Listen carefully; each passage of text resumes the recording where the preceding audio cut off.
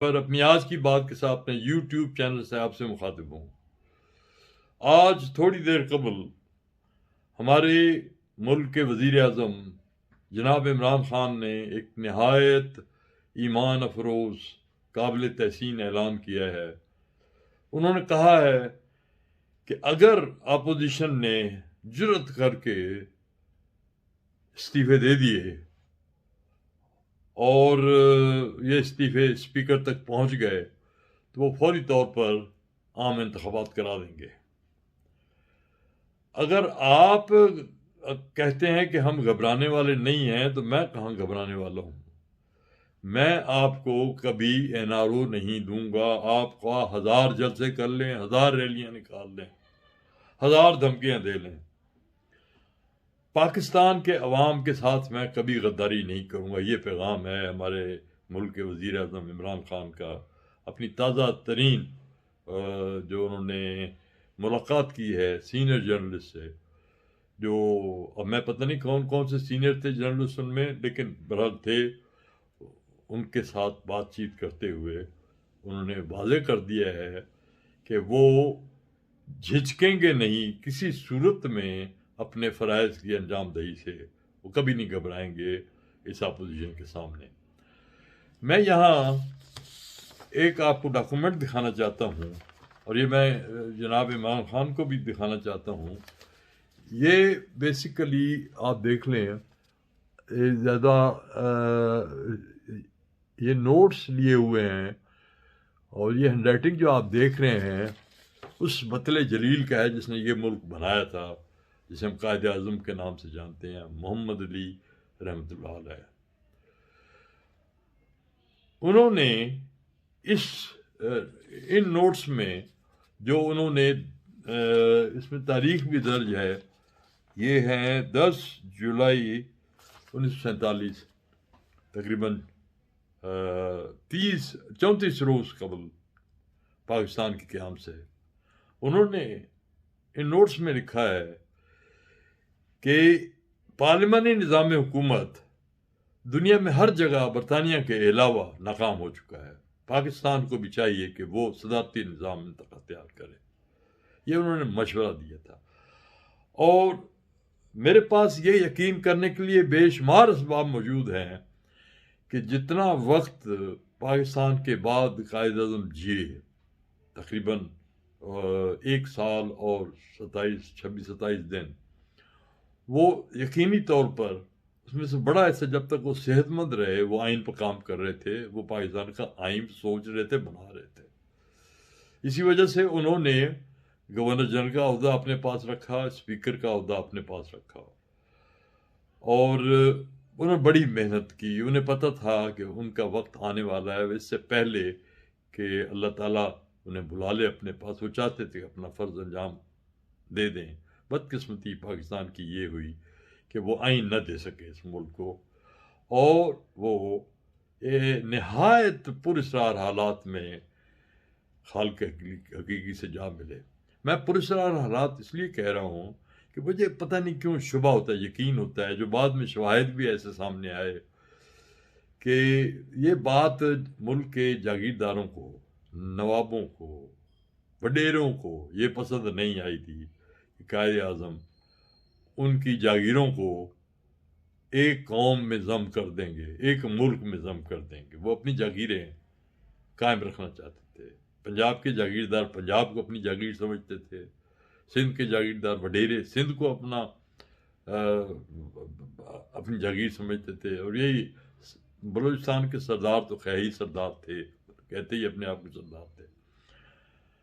خان غفار خان جو تھے وہ انہوں نے مجبور کیا تھا کہ ریفرینڈم کرائیے، ریفرینڈم ہوا جس میں پاکستان جیت گیا اور سرخ پوش ہار گئے۔ ان سب کی خواہش تھی کہ قائد اعظم آئین کا کوئی بھی ڈھانچہ نہ دے سکیں، کیونکہ پھر ان کے لیے بڑا مشکل ہو جائے گا اس ملک کو اپنے قبضے میں لینا۔ یہ قبضہ گروپ تھا، اس قبضہ گروپ نے ہی 1973 کا آئین بنایا تھا، یہ میں پورے دعوے سے کہتا ہوں۔ ذوالفقار علی بھٹو دل میں جانتے، دل سے انہیں چاہتے تھے کہ پاکستان میں صدارتی نظام قائم ہو. میں سمجھتا ہوں کہ انہیں چونکہ وہ ایک مقبول لیڈر تھے، انہیں یقین تھا کہ وہ ہر صورت میں انتخابات تو جیت ہی جائیں گے، تو وہ کیوں نہ اس ملک کو ایک اچھا آئین دے. وہ نہیں دے سکے، وہ مجبور ہو گئے ان وڈیروں جاگیرداروں کو ساتھ ملا کے ایک ایسا آئین ہماری تقدیر بنانے کے لیے انہوں نے منظور کرا لیا، جو سوائے عدم استحکام کے، تباہی و بربادی کے ہمیں کچھ نہیں دے سکا. اب تک کتنے سال ہو گئے ہیں، 47 سال ہم نے اس آئین کے تحت، کیا کچھ نہیں ہوا ہے اس آئین کے بعد. کتنی ترامیم، خود بھٹو صاحب 7 ترامیم کرو، 8ویں ترمیم جناب لیکن کی، اس کے بعد ترامیم کا سلسلہ جاری رہا، اور جناب زرداری صاحب اور نواز شریف نے مل کر کمال یہ کیا کہ 18ویں ترمیم لے آئے. 18ویں ترمیم کے ذریعے یہ ملک 2 افراد کی جاگیر بن گیا کہ جو چاہیں گے وہ کروائیں گے. ان 2 افراد کا نام تھا میاں نواز شریف اور جناب آصف علی زرداری. اب وقت آ گیا ہے قائد اعظم کے، پاکستان کو قائد اعظم کا آئین دینے کا وقت آ گیا ہے. عمران خان کچھ حوصلہ کریں، کچھ فیصلہ کریں، جرأت سے کام لے. ان کے ساتھ، ان کے پیچھے فوج کھڑی ہے.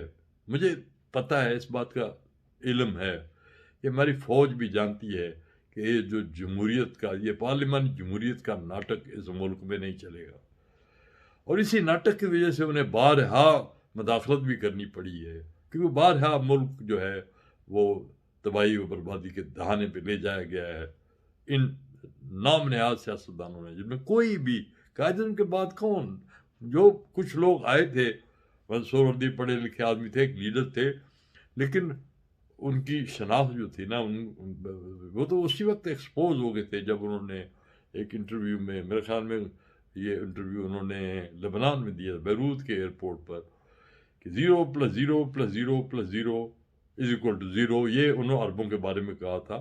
وہ پہلے وزیر اعظم تھے جنہوں نے اوپنلی اسرائیل کو سپورٹ کیا تھا. اس کے بعد کسی کی جرت نہیں ہوئی. لیکن میں کہنا یہ چاہتا ہوں کہ اب پاکستان کو اس کی تقدیر جو ہے اس کو لوٹا دیں. پاکستان ایک قوم ہے. یہ کیوں نہیں مانتے یہ لوگ کیوں کہتے ہیں کہ ہماری زمین، ہمارا صوبہ، ہماری زبان، ہمارا پتہ نہیں وہ کیا کیا ان کی یہ صوبے رہیں گے، یہ زبان بھی رہے گی، یہ زمین بھی رہے گی، لیکن یہ قوم ایک ہے. امریکہ میں کس کے حقوق غصب ہوئے ہیں؟ کس صوبے کے؟ پینسلوینیا کے ہوئے ہیں، کیلیفورنیا کے ہوئے ہیں، جارجیا کے ہوئے ہیں.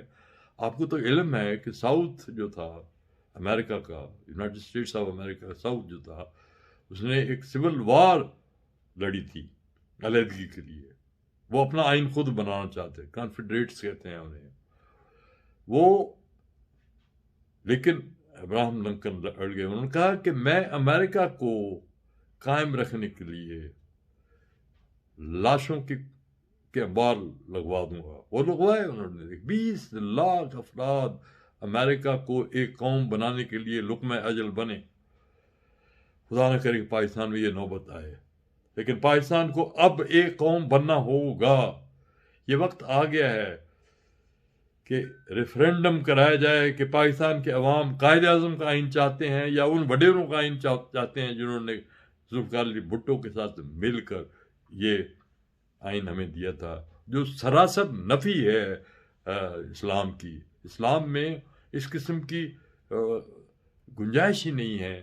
اگر دیکھا جائے تو ہمارا دین تو کہتا ہے کہ دنیا بھر میں 2 قومیں آباد ہیں. ایک وہ جو رسول اکرم صلی اللہ علیہ وسلم کو نبی، آخری نبی مانتی ہے وہ قوم، اور وہ مانتی ہے کہ حضرت صلی اللہ علیہ وسلم اللہ تعالیٰ کا آخری پیغام لے کر دنیا میں آئے تھے، اور یہ آخری پیغام پوری نسل انسانی کے لیے تھا، صرف خاص خطے کے لیے نہیں تھا.